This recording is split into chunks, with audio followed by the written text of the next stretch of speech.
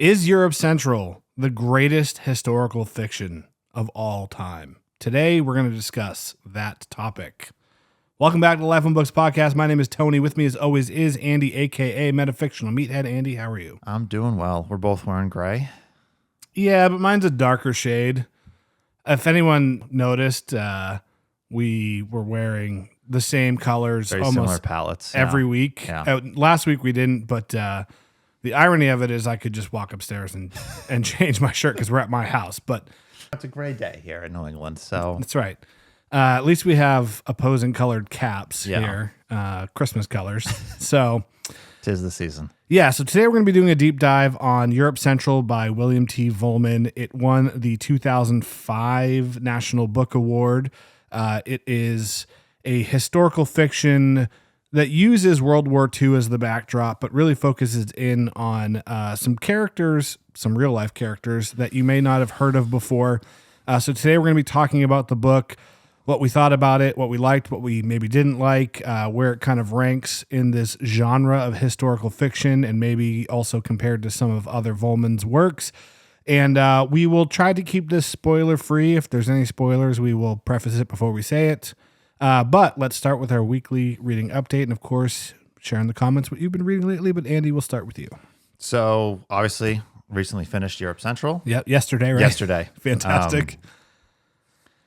I think I read about 100 pages yesterday, Nice. give or take. Yep. So finished Europe Central, been chipping away at The Pale King by David Foster Wallace. I'm a little over 40% Cool. through that. Loving it. Awesome. Loving it. Pretty much everything I said about it last week stands. He's really getting into this idea of being mentally aware and just choosing what you pay attention to, how you pay attention to things. Actually, I was talking to Buddy about it because he and I are reading it together. Just finished a recent chapter that was 90 pages long, and I'm pretty sure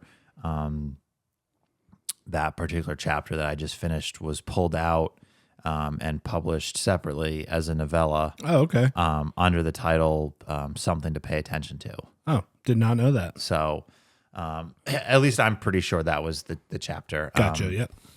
I nothing I've read yet other than that chapter seems to fit both the theme that title implies and the length of the novella. So,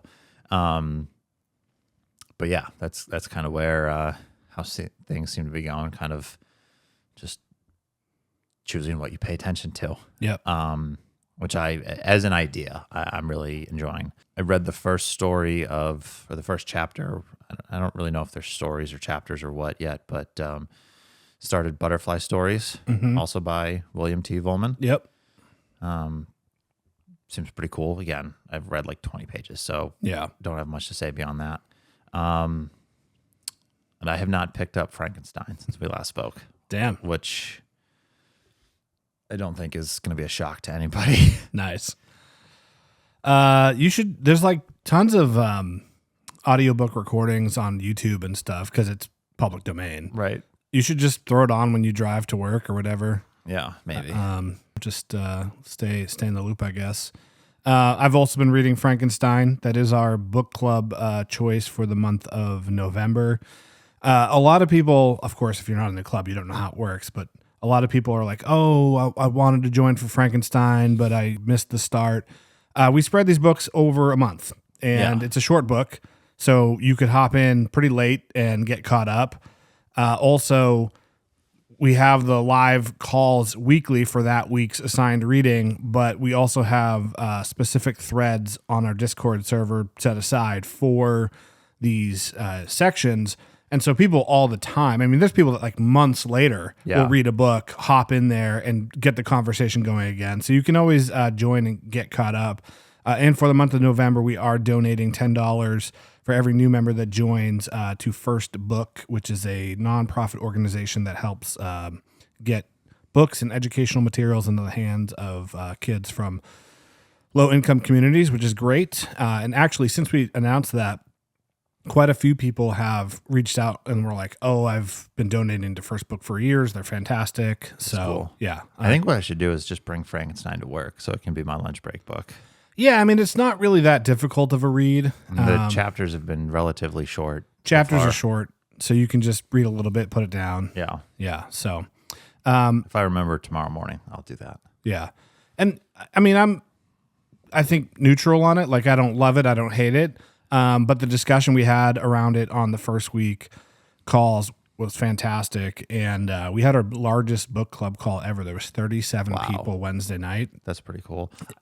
I think that's where I'm at. Is I'm just neutral with it. Yeah. So, and I've talked about this in recent weeks. Just with everything else I've got going on, I sort of have limited reading time. Yeah. And so when I get home after work on a Monday night or after jiu-jitsu on a Tuesday night, and I don't have a ton of time to read. Yeah, you want to prioritize the thing that you're really loving. Yeah, so that Europe Central or The Pale King, like I just wanted to read those. Yeah. So, well, especially today, we needed to get you caught up. yes, that too. Europe I Central. needed to finish Europe Central. It was kind of like I was saying, the last chapter I read in The Pale King was about 90 pages. Yeah. 90 to 100 pages. And I read about half of that last weekend. And it's just like I had that point where I was like, I can't just keep reading. I'm not going to finish this chapter today. Yeah. And then I had about, like I said, about 120 pages or give or take left in Europe Central. But I wanted to finish that chapter. I didn't want to leave off in the middle of a chapter for like 5 days. So yeah. I hammered that out like Monday, Wednesday, and then just kind of backed myself in a corner with 100 plus pages of Europe Central to read in a day and a half. Yeah, and it's a dense book. Yeah. So 100 pages of Europe Central is a lot of words to get through. But yeah, it was cool though, having that many people on the call. It was our largest call by a lot. I think the biggest we'd had previously was maybe 22 or 23.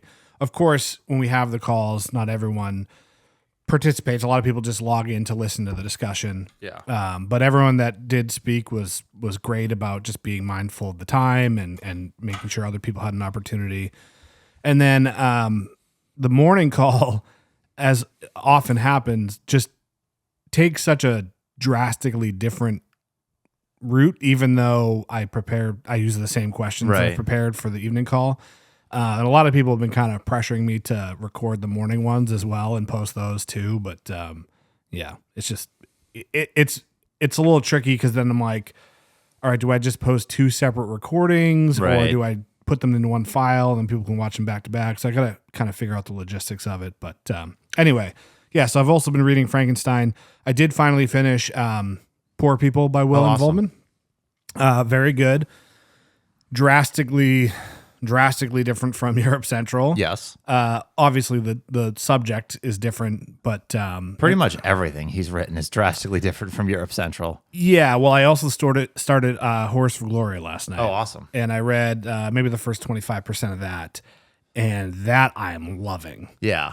I probably would have finished it last night. I mean, I probably started it at like 9:00. Yeah. And I would have finished it, but it was just late and I got tired. Right. But it's crazy how different the writing in Horse for Glory is versus Poor People versus Europe Central.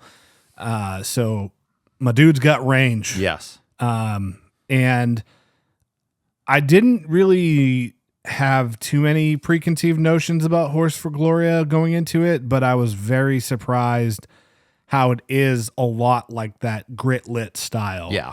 It feels a lot like maybe something like Dennis Johnson would have written, or kind of somewhat similar to Ask the Dust by John Fonte, which we've talked about a couple of times this year. Yeah, which eventually you'll let me borrow. Yeah, you can grab it today if you want. I would. Yeah, that'd be great. Let's do it. I also have a huge stack of books that like I either have additional copies of or whatever, so you can peruse that and take some with you. But happily, I'll happily do that. Yeah. Some duplicates that like NYRB sent me and stuff. Yeah. But yeah, it's been a Vollmann focused month, which will continue Yeah. for various reasons. So anyway, let's get into Europe Central. So this is a beast of a book. It's about 800 pages. You've read a lot more Vollmann than I have at this point. This was my fifth, I believe, because I've read The Atlas, Rainbow Stories, Horse for Gloria, You Bright and Risen Angels, and The Dying Grass. So I'm sorry, this is my sixth. Gotcha. Nice. We'll obviously get into more of it, but I definitely liked this. But from what I've read from Vollmann, I definitely prefer his books that are more in that like grit lit. Yeah, we'll leave it at that. That kind of style of just more of a kind of gonzo in the weeds. Not that The Dying Grass is grit lit, but just more of his kind of out there stuff.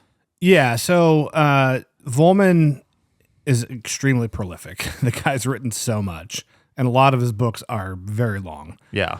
And what was interesting to me, and we were chatting about this last night with some of the guys in the club, but so I think he's probably maybe most well known for like his Seven Dreams series, which is incomplete. There's five out. So that is like what is it? It's like something of the history of like the Americas or something like that. Seven Dreams, a book of North American landscapes, is a series of historical novels by William T. Vollmann about the conflicts between the natives of North America and settlers, governments, and others. Yeah, so in the interview he did with the True Anon podcast, which is a great listen, I highly recommend it. It's on YouTube in 2 parts. He talks about how that was originally going to be one book. Oh. And the Seven Dreams were going to be different chapters. And then as he started to write it, it just exploded. What's very strange to me, and this is what we talked about last night, is the order of the volumes. So, like the Ice Shirt is volume 1. So, and the Rifles is maybe volume 4. So, volumes 4 and 7 are unpublished. Right. Okay. Ice Shirt is volume 1. Fathers and Crows is volume 2. Argall is volume 3. Volume 4, tentatively titled The Poison Shirt. Again, unpublished. So who knows if that's going to be the actual title. Yep. Volume 5 is The Dying Grass. Volume 6 is The Rifles. And Volume 7 is, again, tentatively The Cloud Shirt. Okay, but now the order that they were published in is very strange because The Rifles was published in 1994. Yep. And The Dying Grass was published in 2015. Correct. But in the order of the stories, those are out of order, right? Or one of them is, read the order that they were published. So, in order of publication, The Ice Shirt, Fathers and Crows, The Rifles, Argall, The Dying Grass. And The Ice Shirt is about the arrival of Norse settlers in North America in the 9th and 10th century. Yep. Fathers and Crows is about Jesuit missionaries in Canada in the 16th and 18th through 18th centuries. Argall is about the settlement of Jamestown in the 17th century. The Poison Shirt, again, tentatively, according to Wikipedia, it's either concerning the Puritans versus King Philip of Rhode Island in the 17th century or Captain James Cook's voyage to Hawaii in the 18th century. Okay. The Dying Grass is about the Nez Perce War of 1877, so late 19th century. Yeah. The Rifles is about Sir John Franklin's attempt in 1845 to find the Northwest Passage to the Pacific. and also discusses Vollmann's experience among the Inuit in the 1990s. So I think that's part of why it was published a little bit later, or not published later, but chronologically, Yeah. because it has mid 19th century Sure. stuff and then also late 20th century stuff. And then the cloud shirt is, looks like it possibly the Navajo versus the oil company in Arizona in the 20th century. That'll be cool. That would be very cool. Yeah. So anyway, the long point of this is he's got the 7 Dreams. He also has the so-called prostitution trilogy, which Yep. Butterfly Stories and Horse for Glory is part of, and then Royal Family. Yep. So he's got Rising Up and Rising Down, which is a 7-volume Yes. collection, and then Which was published all at once. right, and then A Table for Fortunes coming out, which is 4 volumes, which will be published all at once, Yeah. and was kind of written as a complete text, from what I understand. But he very much like does these projects that have like a kind of focus in a series is Yeah. the point. And I haven't read any of the 7 Dreams yet, but I've heard that like stylistically they are kind of similar. Yeah. I mean, I've only read one. Yeah. But just from kind of rifling through the others that I have, they all do kind of seem to be very similar. So books like Europe Central to me are interesting because they are outliers in his catalog. Yeah. Where he just picked a random, not random, but picked a topic and wrote about it, and it doesn't fit in necessarily with these other larger projects. So he's got 1, 2, 3, 4, 5, 6, 7 books of fiction that are kind of outside any sort of like collection or series, if you will. Yeah. There's You Bright and Risen Angels, Yep. which is a novel. But I will say, You Bright and Risen Angels was inspired by his time in Afghanistan and written in the same time period as an Afghanistan picture show. You Bright and Risen Angels was published in 1987. Afghanistan Picture Show was 1992. But he went to Afghanistan in the 80s. Yes. So if you read, like, I think it says it on the Wikipedia page about You Bright and Risen Angels, that obviously it's not about Afghanistan, but Right. it's like thematically inspired By his experience with the Mujahideen. in Afghanistan. Yeah. That one I would reread. Nice. Yeah. So novel's a collection separate from any sort of major thematic Yeah. series. You Bright and Risen Angels, which is a novel. That was his debut in 1987. The Rainbow Stories, which is short stories, in 1989. 13 Stories and 13 Epitaphs, which is in 1991, which is obviously a collection. The Atlas in 1996, a collection of short stories. Europe Central in 2005.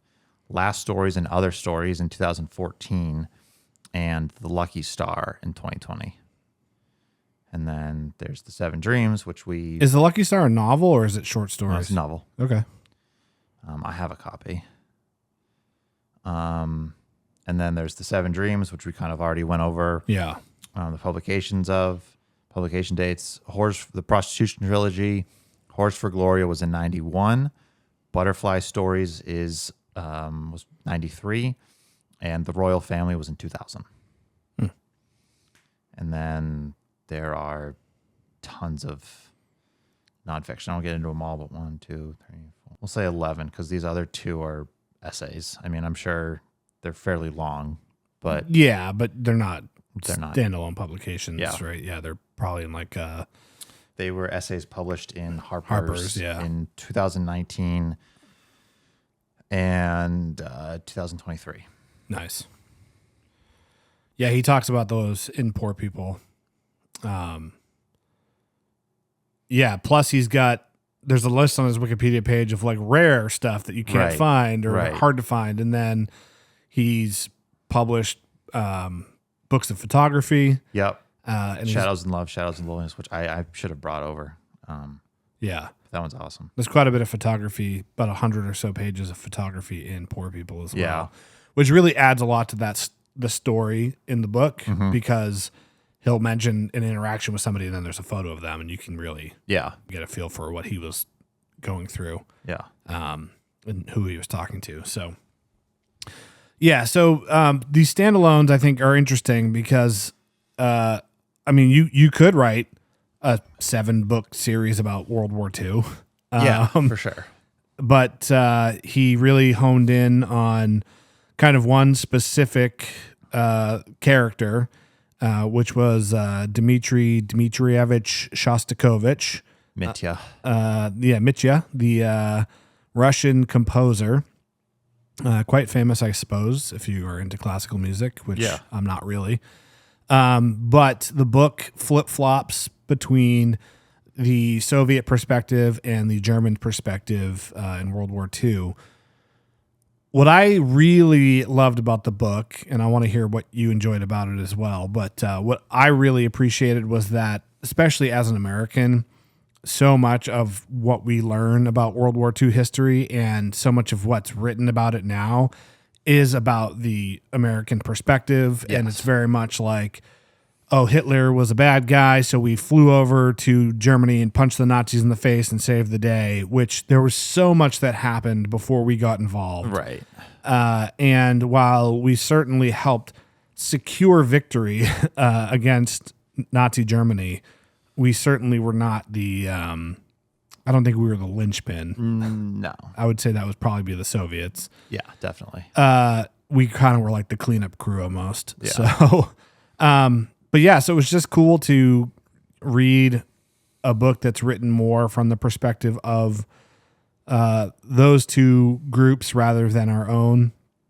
And it's curious to me. I would love to ask Vollmann which topics he decides to write fiction about and which ones he decides to write nonfiction about, because this, honestly, he did so much research for this, it could have just been a nonfiction. Yeah. And anytime I looked something up, a character or an event, it was historically accurate. Yeah. And I remember talking about that, I think a couple weeks ago when we were just kind of recapping where we were, but running into that with the dying grass. Like, it's so well researched. And I mentioned that with the upcoming Table for Fortune. Mm-hmm. Like, he's been researching that for I think 15 years he's been working on it. Yeah. almost a couple decades. Yeah. So what did you like about the book? Where would you rank it among the other Vollmann works you've read? And just, what were your overall thoughts about it? I really liked it. I liked that. Well, it is ostensibly about World War II. It's not entirely about the conflict. Right. It's kind of a backdrop in which the story takes place, more or less. So I liked that. I certainly liked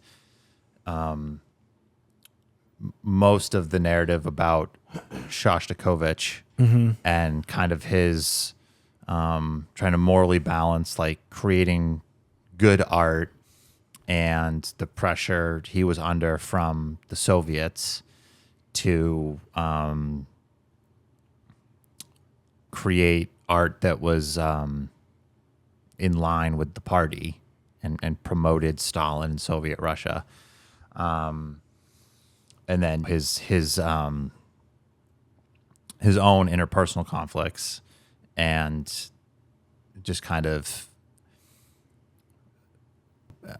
I think if you ask most people, like, something about the lives of any sort of innocuous question about the life of anyone during World War II, not even just like this famous, well-known composer, that person's various love affairs and love triangles would probably not come up in that conversation. Or at least most people wouldn't, like, consider that. Yeah. I think most people would kind of look at it and be like, well, he probably had bigger fish to fry. There was a war going on. Yeah. So I think that was certainly interesting. And then all the perspectives of the different generals or various military leaders, and the kind of pressure they were under, so to speak. I do kind of wish there was a little bit more focused on the military conflict. Not necessarily that I was like looking for a war novel. Yeah. But like the chapters about Paulus. Breakout, The Last Field Marshal, and Clean Hands. Yeah. Those three pretty much run back to back. There might be like one or two short ones in between. For me, that was the highlight of the book. Those were awesome. Those were awesome. Yeah. I talked about it a little bit in a previous episode when I was kind of just talking about my experience reading like something like the Rainbow Stories, where Vollmann kind of went and spent time. Everything good out there? Yeah, there's a exceptionally large squirrel. Oh. And I was like, what is that? And I was like, oh, it's a squirrel, but it's huge. Sorry. Go on. We went from squirrels in our brain to real squirrels outside my window here. In the Rainbow Stories, how he kind of spent time with like this group of skinheads in San Francisco. And he certainly doesn't glorify them, but he grants them some humanity, if you will. Yeah. Kind of like spends some time with them and shows that they are on the surface, say bad people, just to keep it simple. Like they are struggling with a lot of the same things that other people that are presumably morally good are struggling with. Sure, yeah. I'll leave it at that for now since we're not talking about the Rainbow Stories, but that was something that came to mind while reading about Paulus. I think most people, if you ask them, like, hey, was a general in the Nazi army a good person? Right. Most people would probably say no. I hope so. I hope so. Yeah. And again, I don't think that Vollmann was necessarily glorifying General Paulus, but he was kind of showing that the struggles that he went through were not uncommon to struggles that other people have gone through, and kind of giving him some humanity of how he saw Paulus, that is, like, saw how things were going in the war and on the front, and he wanted to undertake certain military actions. Yeah. And then Hitler and other commanding officers were like, no, absolutely not. Yeah. And how that affected the war efforts, and how ultimately Paulus wanted to advance his military career and be promoted to field marshal and make his wife proud and make his family proud and create a name and a legacy for his family. Yeah. And I think that was a very unique perspective. Again, I don't think if you asked anybody, was this German Nazi field marshal a good person, or what do you think about this Nazi field marshal? I don't think even people that would have alt-right viewpoints and support the Nazi army, I don't think many of them would be like, that guy really loved his wife. Right. You know what I mean? Yeah. And so I think that was a really, really interesting perspective. And I think it's something that Vollmann's done really well. And there were similar instances of this in The Dying Grass, where you kind of take a leader in someone in a position of power who, through the lens of history, we'll say bad guy for lack of a better term, is still going through human struggles. Yeah. So I thought that was really well done, and that was one of the things I really liked about the book. I'll kick it over to you, but kind of the same thing with Vlasov from the Soviet perspective. Yeah. Yeah. So one thing I've really noticed with this book, and also reading Poor People right after, and we talked about this with Krista, which is a really good way to understand what a writer's beliefs or philosophies are, is to read multiple of their works. And it became very obvious to me, and he also said this in an interview that I watched, or a speaking engagement that I watched prior to reading Europe Central, was that he believes that the job of the writer is to understand the other. Mm-hmm. And he talked about, in the speech I watched, he talked about Al-Qaeda versus like the U.S. government. Mm-hmm. And he said, I'm not trying to glorify either. I just want to put on the page what the facts are. Yeah. And I never really got the impression reading Europe Central that Vollmann is trying to convince us of anything. I mean, I'm sure he has his own thoughts that are on the page, but like, he really is just writing about the facts. Yeah, I think certainly in Europe Central, and certainly through pretty much everything I've read, there's this, like you said, it's less about trying to convince the reader of something and more of an effort, or Vollmann trying to share his effort of understanding the other. Right. And what was interesting about Vlasov and Paulus, so for those that don't know, Vlasov was a Russian general, and Paulus was a German one.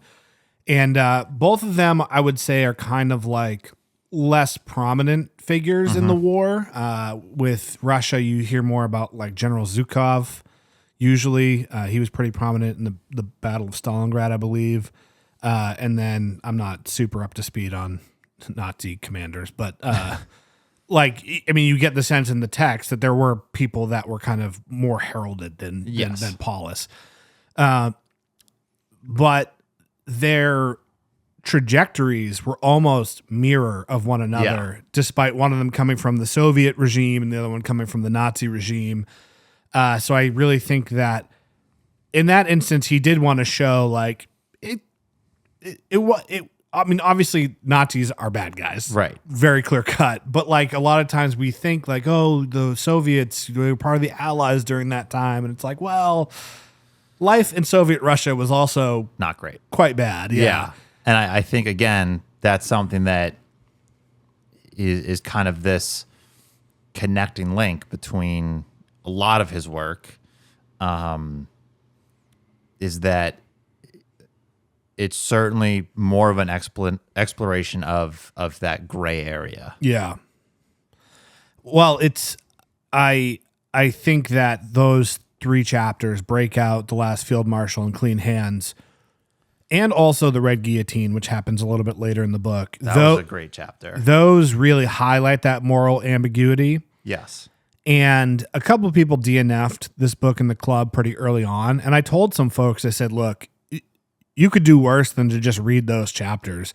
And you don't necessarily need to read the rest of the book to understand the context. In fact, when you were talking about that chapter that was taken out of The Pale King and published as a novella, I mean, you could probably do that with any of those 3 or 4 chapters. Yeah.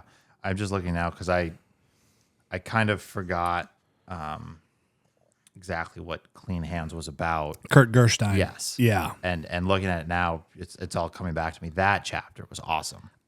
To be honest, that chapter might be one of the single best things I've ever read. Yeah. Like the pacing, the storytelling, just everything, like the moral intrigue of it. Yeah. And what was really fascinating to me, and I don't want to spoil it, I mean, all this is actual history, so it's there's not a whole lot of spoilers in World War II. Like we know what happened, Right. but going back to your question of like, if you had asked somebody, is a Nazi general a good person, you'd pretty much always say no. But I think that's even more intensified with an SS officer. Right. Because if you're in the military, you aren't necessarily involved with rounding people up, putting them on trains to camps to be executed. You are primarily engaging with other combatants. Yeah. And I'm not saying that's right. I'm just saying that a lot of people make that distinction, right? Like, and you might have been already in the military when the Nazis took over. You might have been conscripted. Like, it's a little bit, there's a little bit more leeway, I think, there. But SS officers were just straight up. Yeah. They were the Nazis. Right. And so it was interesting to learn about Kurt Gerstein's background and trajectory. And when I did actually look up the facts of this person's life, basically he didn't get any leeway for his attempts to stop the Nazi regime because they were ineffectual. And minor spoiler, there's that part in that chapter where he goes to, I think, the Swedish or Swiss embassy. Yeah. And he's like, hey, this stuff's happening. Like, they're putting people in gas chambers. Like, Yeah. I'm delivering the gas. And they're like, yeah, kind of whatever. And they don't really take it seriously. And it's like, this guy went down in history as just another Nazi, another Right. SS officer, right? And had this other government taken it seriously and gotten the word out and showed in the world what was happening, very likely could have been considered a hero. Right. And so to me, I thought that was like one of the most fascinating things in the whole book, because it really, the difference between him being a hero and a villain came down to like somebody else's actions. Someone giving a yeah. It was almost nothing he could do. Right. And it kind of like begs the question, and this idea has been talked about all over the place in politics and philosophy, about like, what would you have done if you would live through the Holocaust, right? And a lot of us want to think that like we would stand up for what's right and all these things, but in reality, I mean, you could say, hey man, you should have just like stood your ground and pulled out a gun and started blasting. Right. But what is that really going to accomplish? Yeah. You're going to get killed. Your whole family's probably going to then be killed. And you really didn't stop anything. So this whole attempt to subvert the regime through these other means, probably more effectual, possibly, but harder to accomplish. And yeah, so that was a intense chapter, and I just thought it was so brilliantly written. Yeah. Yeah. I loved it. That chapter was fantastic. So let's talk about the prose style, because Europe Central was my first Vollmann, first novel, and I didn't really know what to expect. He sometimes gets compared to Thomas Pynchon. He certainly is read by people that Yep. like those types of books. Yep. And what's interesting is in Poor People, he kind of addresses this a little bit. Oh, really? Yeah. So the whole theme behind Poor People is like, what does poverty actually mean? And how do poor people that we would consider poor actually feel about it? Do they consider themselves poor? Do they understand or think they understand why they're poor and why some people are wealthy? And it's great because not that I've read a ton of books about poverty, but a lot of books, particularly nonfiction that you read about poverty, are like, here's why poverty happens and here's what we can do about it. Yeah. And Vollmann was very much like, let's just go talk to these people and see what their lives are like. Right. again, it's very observational. It's not so much like beating you over the head with an idea that he already had. But at the end, he refers to himself in the book as rich because compared to all the people he's talking to, he is. Right. I don't think he's killing it. I don't think he's not, what's the duck that swims in the pool full of gold coins and cash? Is it Scrooge? Yeah, Scrooge McDuck. Scrooge McDuck. I don't think he's Scrooge McDuck, but I think he's had a fairly successful writing career. Right. But he's not an Elon Musk. So he refers to himself as wealthy. And then at the end of the book, he basically says, if you're reading this, you're also rich. And the way he kind of approaches it is like, he literally says, I've been told that my books are difficult to read. If that's the case, then they're read by people who don't mind that they're difficult. Yeah. And I thought that was kind of funny because he's like aware that he's maybe like put into this category of difficult and demanding or hard postmodern works or whatever. But I thought this was extremely readable.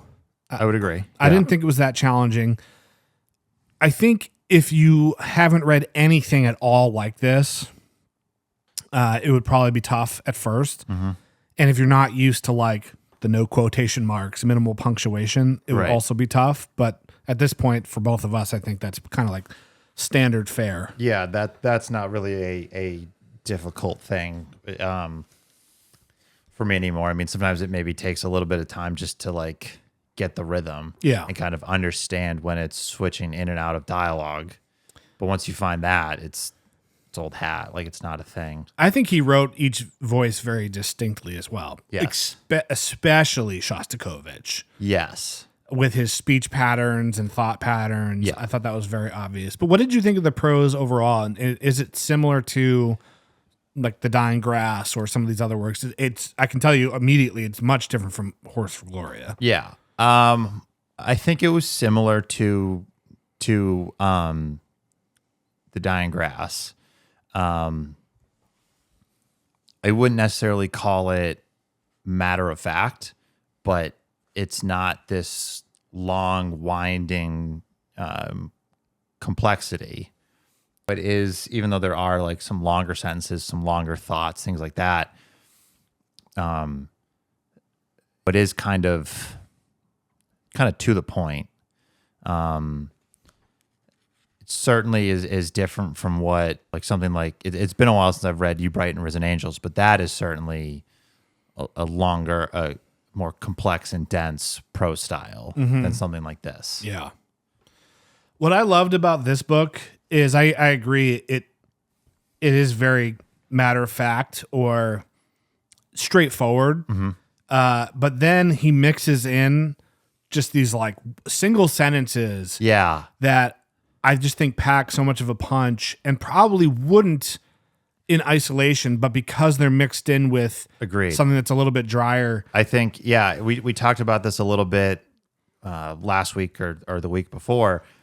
I think you would sort of expect with an author like Vollmann, who gets put into that category of difficult and demanding, I'll say writing, because obviously he's done more than just fiction, but difficult and demanding writing, you would kind of expect that as you're going through for readers like you and I that like to highlight and sticky and annotate and things like that, that the passages that would catch our attention would be much longer and flowery is not the right term, but really, I'll just say it, flowery prose, like the writing. They're of lyrical. Lyrical. Yeah, that's a better way to put it. But I think I stickied it a good amount. Yeah, same. I think if you went through, like, you'd find that most of what I highlighted is 2 sentences or less. So, yeah, I'm glad you said that. So there was one that I didn't actually highlight because I didn't have it next to me when I was reading, but it's pretty early on in the book, and it's talking from the German perspective, and they're talking about some building or bridge that has stone angels.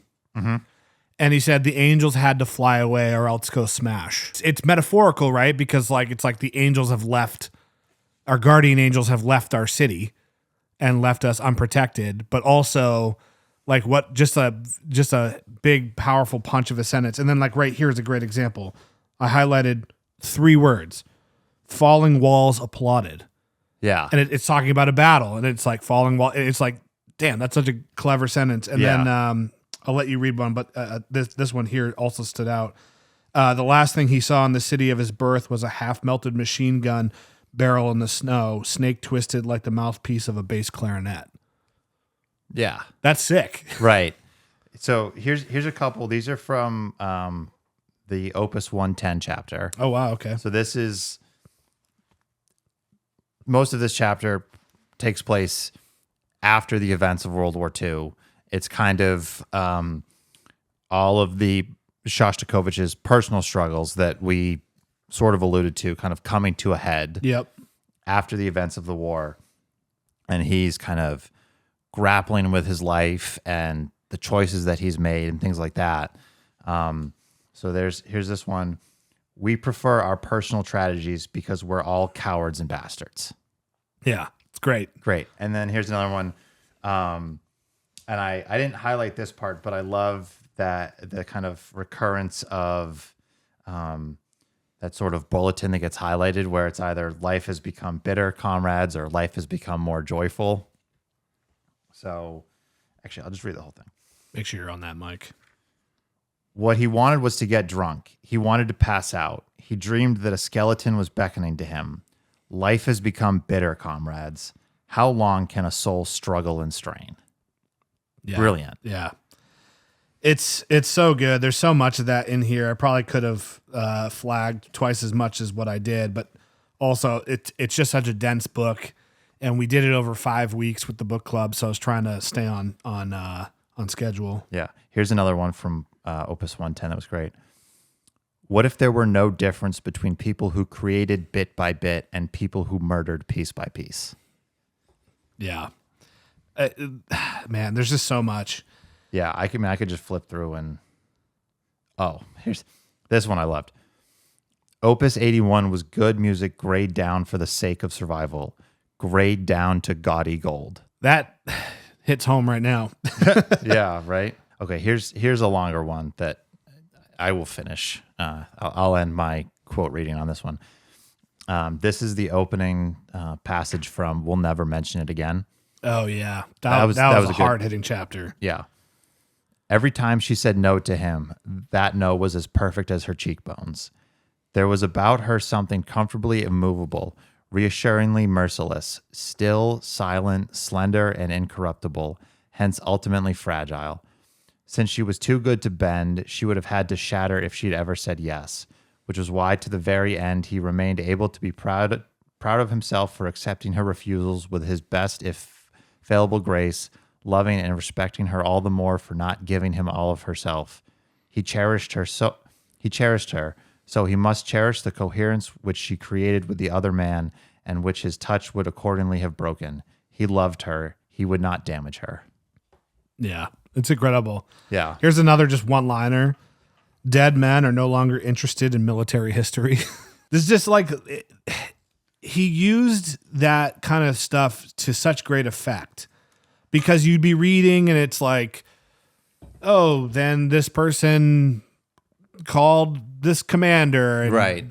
just requested air support and Right. blah, blah, blah. It's just kind of like, okay, it's very like a military history text. Yeah. And then, boom, he hits you with something much more poetic. I remember talking about this. I think I talked about this on the show when I had read The Dying Grass. That book is certainly, once you find the rhythm of the way he kind of plays with the structure of the text, is much easier of a read than you would expect from a novel that's, I think the actual text itself is like 1,200 pages. But certainly a lot of those are, some of those chapters are fairly long and they might mostly be dialogue or something like that. So it's a chapter or a section might be like 3 to 4 pages, but it's basically the length of one conversation. And I was really enjoying the book, but there's a section where, or a chapter where, subchapter, I guess, where I believe it's a scout for the U.S. Army is killed. Mm-hmm. And it's just like a paragraph long. And it's not very lyrical. There's not any sort of like exuberant writing. He just kind of hits you over the head, and it's the character that dies is up to that point like a relatively side character. Yeah. Certainly not one that your emotions are drawn to throughout the text up to that point. And then it just, oh, that guy died. That really sucks. Yeah. That is heavy. Yeah. And it just, I think, in that book, and certainly this kind of idea carries over into Europe Central. When you're in these military conflicts, the death of one of the participants is not this grand, elegant, romantic thing. The way various pieces of art about any sort of military conflict have a tendency to make it out to be, where it's this like really dramatic, romantic thing. It just happens. Yeah. And then that's not it. Like that's not the end of things. Like, Right. it just happens. And then everybody has to keep going on. Yeah. I mean, that's like, I think the post-war period is so interesting to me, particularly in Germany, Yeah. because if you were a ardent Nazi supporter and then the war's lost, you don't just like stop being a Nazi Right. as who you are as a person. Just one more kind of like great sentence. You can shoot a vampire with a machine gun, but if none of your bullets are silver, you might as well use them on yourself. Which I really enjoyed, because the idea of Nazis as vampires is something that's really used in How to Quiet a Vampire by Borislav Pekic, which I read earlier this year. So that fit quite well. Here's just one more. We were getting smaller while infinity was getting bigger. And again, like out of context, it's not going to mean anything to you, but when you've read a full page of something that's a little bit more like straightforward, then it hits you with that. It's like, God damn. Yeah. What did you, so let's talk about, there's two chapters I want to specifically bring up. Sure. Airlift Idols and Operation Vollmann. So Airlift Idols was the chapter with the telephonist trying to cross enemy lines, and it was very surreal. Yes. Is that more like what You Bright and Risen Angels is like in terms of the writing? Because for me, that chapter was stylistically much different from everything else in the book. I'd have to think about it. I think, and it's been a while since I've read You Bright and Risen Angels. And yeah, this one, certainly being a little bit more surreal. I do think it probably is one of the more similar chapters, or chapters that is more similar to something like You Bright and Risen Angels. Whereas there's this kind of layer of almost unreality to it. Yeah. And then what was the other one? Operation Vollmann. I'm trying to find it because it's only 1.5 pages long. Yeah. But that was the chapter with the guy being held captive by the Soviets, and he sleeps with the guard, and then he builds the bomb. That was wild. That felt very Pynchon-esque to me. Yeah, that one, now that I didn't think about it at the time, but when you're bringing that up, that one is also reminiscent of some of the action that takes place in You Bright and Risen Angels. Okay. It starts on page 620. Yeah, I'm looking at it right now. Okay. I mean, that was a wild little chapter. I sharpened Natalka's fine white little teeth, which had proved so good at making love bites, and packed them into grenades, which I mounted under my rocket's wings. I saved her canine teeth for an anti-personal mine, which I wired up against the door. I cleaned out her skull and filled it full of wires and switches so that the rocket had a guidance system. I filled the fuel tanks with her hot Russian blood. Her flesh was smoothly sloping as a T-34's breasts which repels out shells as a duck's breast does rain. So for the rest of her, I reduced the metal tin cubes in order to have something to eat on my journey. Then I was ready to fly as high as the heaven. And then, he turns himself into a rocket and shoots himself through the ceiling. Yeah. I was like, I would love to ask him about this and just be like, what the is going on here? Yeah. So yeah, that was cool. Probably one of my favorite chapters. Like I said, it's only a page and a half. Yeah. As we're talking about it now, like I'm really getting into the idea of rereading You Bright and Risen Angels. I do think that was his debut novel. Yeah. I do think having read a handful of his books, I think that particular novel is still a little rough around the edges. Sure, yeah. I think there are certainly parts of it where it gets a little extreme, and is maybe more, this is being a little reductionist, but a little bit like shock value for the sake of shock value. Yeah. I mean, he was still in his 20s when he wrote it, I think, right? Something like that. Late 20s or early 30s. Yeah, I think he was born in 59, and it came out in 87. Yeah. So, yeah, he was in his 20s. But he was basically working at like, I think he was like a software engineer or something like that. And he was basically, I don't know if this was like the entirety of the novel or just like a large chunk of it, but as people were like, work was done for the day, he would hide under his desk. And then when everyone was gone in the office, he would stay through the night and work on You Bright and Risen Angels. That's pretty sick. So, that book is very much about like, it's a group of radicals kind of rebelling against the evils of modernity. Right. And I think a lot of what's in that book is, I've talked about this before, is kind of what led to some of him being suspected of being the Unabomber. Yeah. Which is just wild. It's wild. That's insane. He talked about it a little bit in that Trunon interview, and I've read a couple other things he's commented on it. It seems like it overall had a kind of negative impact on him when he found out. Yeah. Especially because he found out like almost accidentally. Right.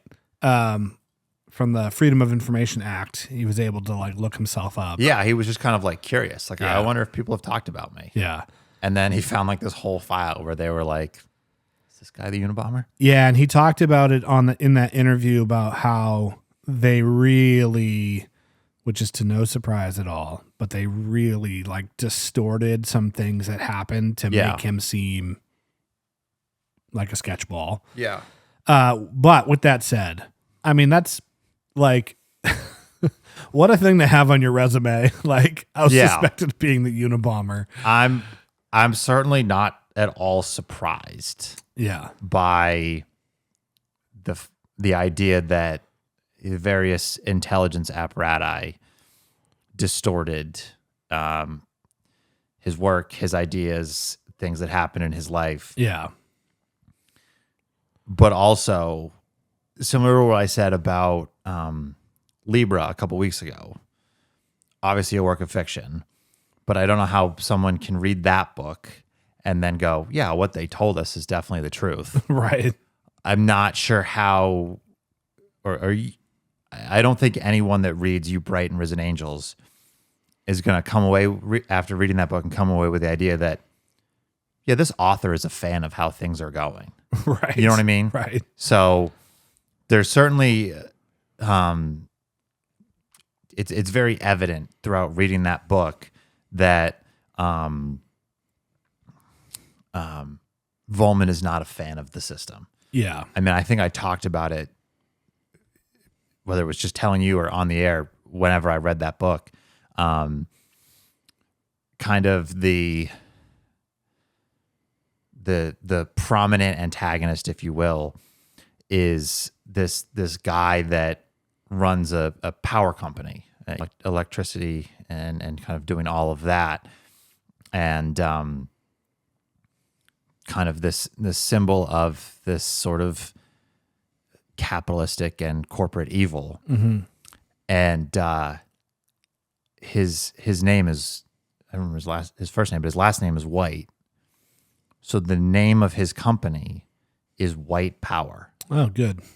So not exactly subtle. Yeah. Yeah. Yeah, there was a bit in Poor People where he's in Kazakhstan, and it's like right at the point where they discovered that there's like massive amounts of oil there. Mm-hmm. So you know how that goes. Yeah. And of course, a bunch of the locals are getting displaced and sick because of the pollution. Mm-hmm. And he goes there to interview people about what's going on. And one of the locals says, like, you have to go back to America and tell the story. So, because the Americans will help us. And just in parentheses, he writes like, no, they won't. You know what I mean? And Yeah. it's like, I mean, he just knows Right. how it is. Yeah, he's an interesting dude for sure. Super excited to dig more into his bibliography. And Definitely. where would you personally rank this among the books that you've read already? Probably, so Dying Grass would be number one. Okay, For wow. sure. For sure. I loved that book. Nice. I think could kind of go back and forth between whether You Bright and Risen Angels or The Rainbow Stories. Mhm. I think those two are 2 and 3, regardless of the actual order. Mm-hmm. And then this would be 4. Hmm.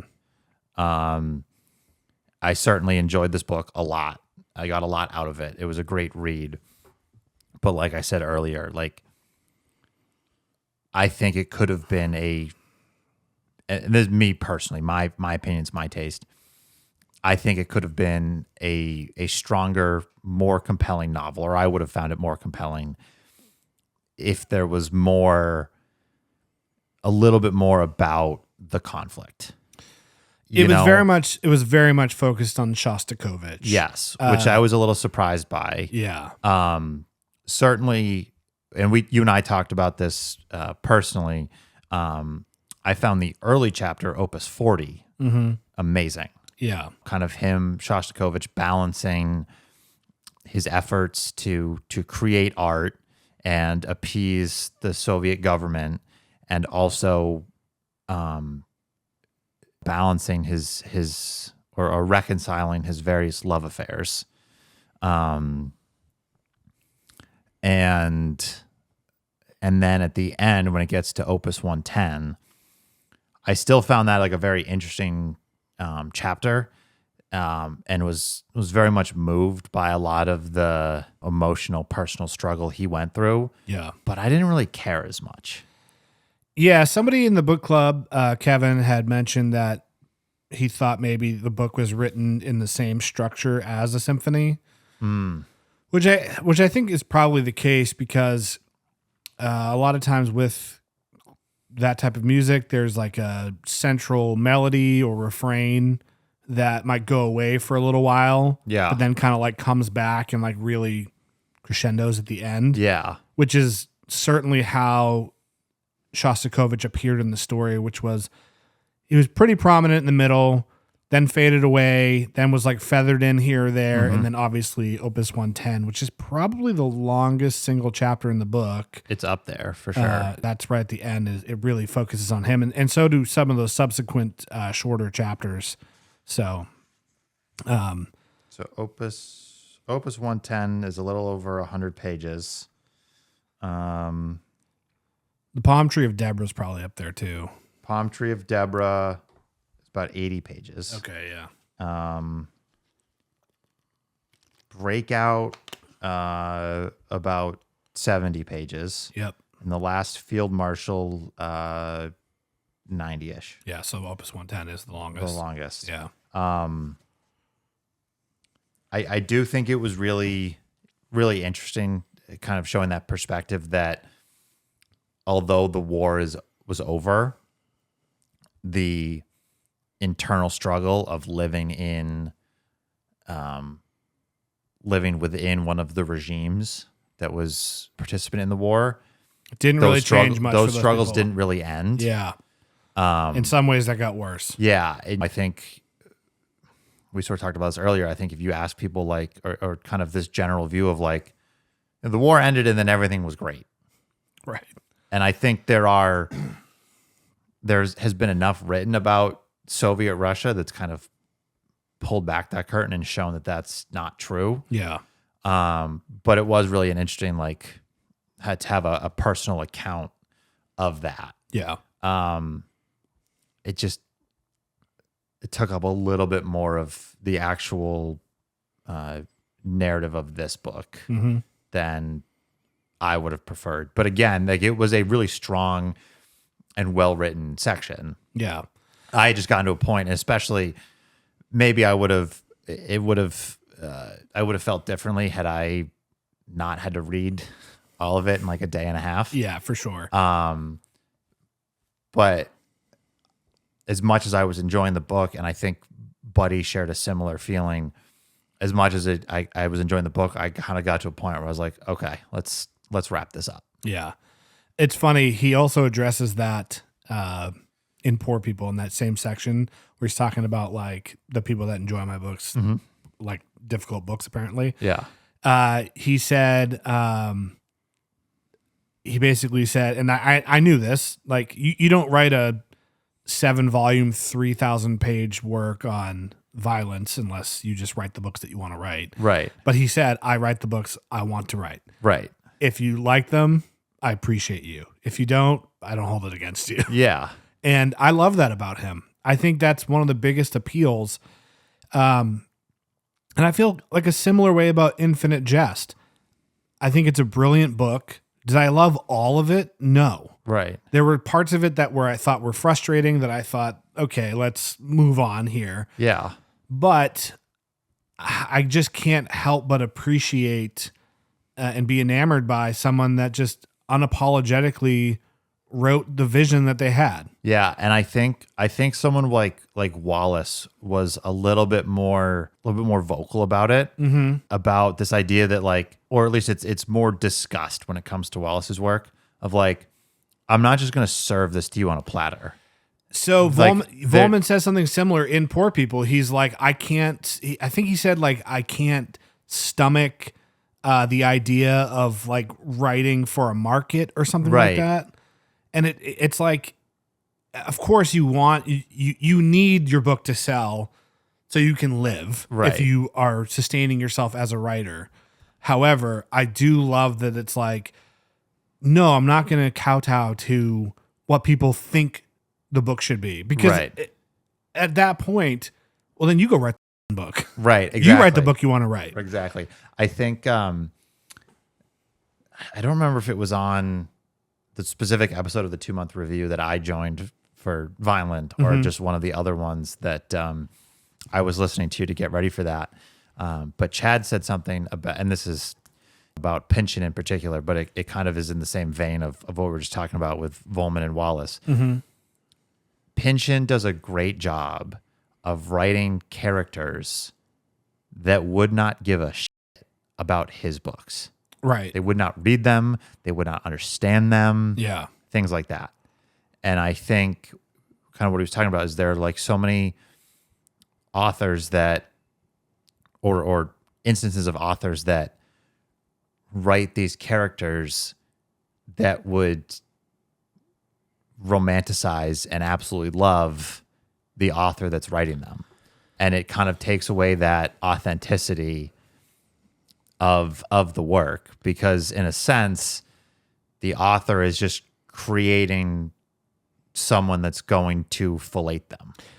Yeah. Well, it brings up an interesting question, which is like, there were folks, I think a lot of people in the book club felt the way you did, like, yeah, I could have done with a little bit less of the Shostakovich bit, particularly later in the book. Yeah. But there were people that were like, no, this is the best. This is the best chapter. Yeah. I love this. And it reminded me, or what we're talking about reminds me of a comment we got recently on the Nobel Prize episode that we did. And somebody, I think I had sent it to you, but I can't remember. But it basically was like, oh, I've been listening for a while, and this is the last straw for me. You guys are blithely just skipping over all these authors who you absolutely should know, and you expect your audience to do the work for you. And it's like, hey, bro, just like take a moment and go look at all the other comments on this episode. There are people who are saying, love this. This was your best episode yet. And I'm not saying I wish Andy was gay.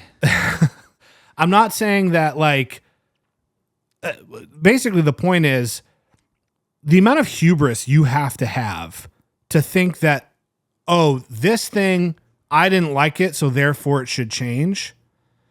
So you didn't like it. Fine. You don't have to like it. Right. Don't listen. Right. If you don't like the book, don't read it. But basically what you're saying is like all these other people who did enjoy it, well, them. Right. They don't matter. They're wrong. And I've said this kind of idea more specifically when like I've talked about like The Grapes of Wrath. Mm-hmm. Good book. I didn't really like it as much as I've liked some of Steinbeck's other work. Yeah. Who the am I to criticize John Steinbeck? I mean, even it doesn't, like, we're not anybody special. Like, we're not above reproach. But I think the point is, like, if someone like Vollmann or Steinbeck were to change how they write to appease some group of people, well, then they're by default going to let others down. It's not authentically right. William Vollmann anymore. And then you're just trying to like appeal to like the most amount of people, which it changes the aim of the whole thing. Right. And that's where I was going with that idea directing it towards Europe Central. Like, yeah, maybe I didn't love that there was so much focus on Shostakovich. That doesn't mean that Europe Central is a bad book. Right. It doesn't give me credence to talk negatively about William Vollmann as an author. Right. It's just a part of the book that I didn't really connect with as much as other parts of the book. Yeah. And that's where I've talked about this with plenty of other books before. Like, I'm all for if I didn't enjoy a book or there are parts of a book that I didn't enjoy and I can articulate why I didn't connect with them and what I enjoyed about and still give credibility to the parts of the book that I did enjoy and what I interpret as the author's intent. But I don't like doing this, and I don't like when other people do it, when it's just like, yeah, I didn't like it. Or you can tell from the criticism that the person makes that they didn't make an effort to understand the book. Yeah. And if you make an effort to understand it and you still don't like it, that's fine. And you can just say, yeah, I didn't really like it. It wasn't for me. Right. And leave it at that. You don't have to post a 3-paragraph review just like trashing the book. I mean, you can if you want to. Who cares? But like, I would, and I've said it before, and I'll say it again. Like, I would rather just talk about books that I enjoy, or talk about the aspects of a book that I did like, while acknowledging sections that I didn't really connect with, and have an actual engaging conversation about a text versus just like, I didn't like it. Yeah, I think we've talked about this before, and I actually, by the time this episode comes out, I think I'll have an individual YouTube video that addresses this more specifically. But like, we rarely say a book is bad or a book sucks. Yeah. And for me, a big kind of line is whether I got the impression that the author had a good control over what they were trying to do or not. And you could say, yeah, I didn't really enjoy some of the Shostakovich bits of the story, but never were you like, Vollmann doesn't know what he's doing here. Right. Totally. He's lost the plot or something like that. Yeah. But yeah, there's so much in this book. I try for our book club, I try to read right up until the meeting, so it's like pretty fresh in my mind. Yeah. But there's just so much packed in that like there would be something that I had read maybe a couple days before the meeting, and I'm like, oh my God, someone would bring it up in the meeting. I was like, oh, I totally forgot about that. There's so much in this book we didn't even touch on. R.L. Carmen, Elena Konstantinovskaya, who's like one of the most prominent characters, kind of the linchpin of the story. Yeah. Which there's just so much. We could have done a Carmen, 3 hour. R.L. Carmen was such an interesting character in the way it kind of shows the trajectory that Shostakovich could have gone had he been willing to toe the party line. For sure, yeah. Yeah. And how life in Soviet Russia was so much different for these two artists. Yeah. Yep. Because one was willing to be the puppet, and the other wanted to create good art. Yeah. And I'll leave it at that because I don't want to spoil the specifics. Yeah. There's just a lot. If you are at all interested in historical fiction or World War II or classical music, or art in general, the whole the Katakolvitz chapter, Woman with Dead Child, that was a ripper. Which one? The one with the dead child, about the sculptor. Oh yes, Katakolvitz. Yes. There's just so much in the book that it's worth a read, I think. The only thing I'll say, I think after reading this, I have often said that I've heard Europe Central is like the William Vollmann novel you could give your dad. I don't think that's... Yeah, I agree. I don't agree with that anymore. Yeah, same. Great novel. Yeah. I don't mean that as a criticism. Yeah. I just don't think that is a appropriate epitaph. Yeah. But yeah, it's don't be intimidated by it. It's not that challenging. There's certainly much more difficult books out there. I certainly think if someone is looking to get into Vollmann, I still think probably if you're going a little bit more interested in like the grit lit side of things, something like the Rainbow Stories or the Atlas is probably a good place to start. Yeah. Or maybe Horse for Gloria because it is fairly short. Yeah, it's like 150 pages. But as far as like, and certainly he's got a lot of long novels. Yeah. I think if you're looking for a full length novel, this is probably a good one to start with. Yeah. And I would also add a lot of people early on in the club read were like trying to look everything up. It's almost an impossible task. And I don't know that it's really necessary. I think that Vollmann gives you everything you need to know to understand the story. Yeah. If for your own curiosity you want to read more about particular characters, I think that's fine.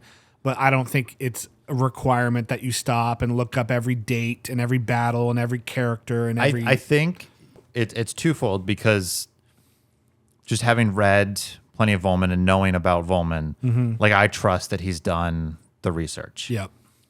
And I also think it's similar to an idea we discussed when we talked about Infinite Jest. The reader is not punished for not knowing things. Right. Right.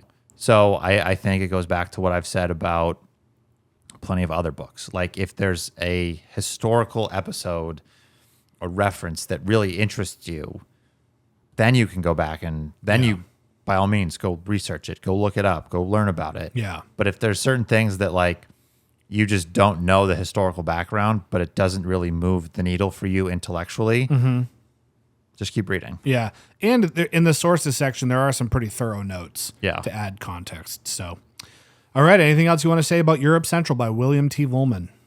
No, I don't think so. All right. Join us next week when we'll be talking about books.